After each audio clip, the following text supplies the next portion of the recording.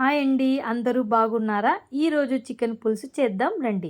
Chicken పులుసుకి కావలసిన పదార్థాలు: కొత్తిమీర, అల్లం, తెల్లవాయలు, కొబ్బరి, గరం మసాలా, ధనియాల పొడి, మిరియాలు, చెక్క, లవంగాలు.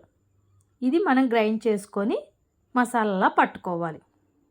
గిన్నె పెట్టి అందులో ఆయిల్ వేయాలి.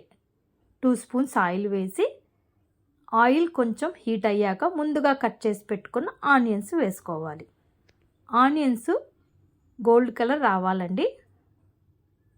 చూడండి, గోల్డ్ కలర్ వచ్చాక ముందుగా శుభ్రం చేసుకున్న చికెన్ వేసుకోవాలి. చికెన్లోకి కట్ చేసి పెట్టుకున్న పచ్చిమిర్చి, కరివేపాకు, చిటికెడు పసుపు, తగినంత ఉప్పు వేసి ఆయిల్లో ఫ్రై చేయాలి.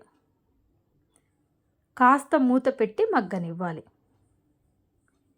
చూడండి, ఆయిల్లో ఫ్రై అవుతున్నప్పుడు అల్లం వెల్లుల్లి పేస్టు స్పూన్ వేయాలి. కాస్త మూత పెట్టి ఆయిల్లో మగ్గనివ్వాలి. చూడండి, అల్లం వెల్లుల్లి పేస్టు మగ్గింది. ముందుగా గ్రైండ్ చేసుకున్న మసాలా వేసుకోవాలి. కాస్త ఆయిల్లో అటు ఇటు తిప్పుతూ మూత పెట్టి కాస్త మగ్గనివ్వాలి. చూడండి, ఆయిల్ అనేది అలా పైకి వచ్చింది. ఇప్పుడు మనము రుచికి తగినంత కారం వేసుకోవాలి.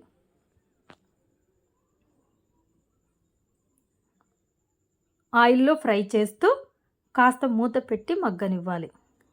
చూడండి, ఆయిల్ అనేది పైకి వచ్చింది. మనం పులుసు చేస్తున్నాం కాబట్టి వాటర్ వేసుకొని చికెను బాగా ఉడికించుకోవాలి.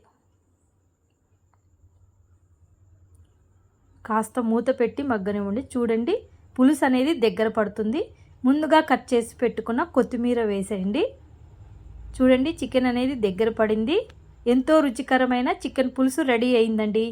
మా ఛానల్ మీరు కొత్తగా చూస్తున్నట్లయితే లైక్ చేయండి, షేర్ చేయండి, సబ్స్క్రైబ్ చేసుకోండి. ఎంతో రుచికరమైన చికెన్ పులుసు రెడీ.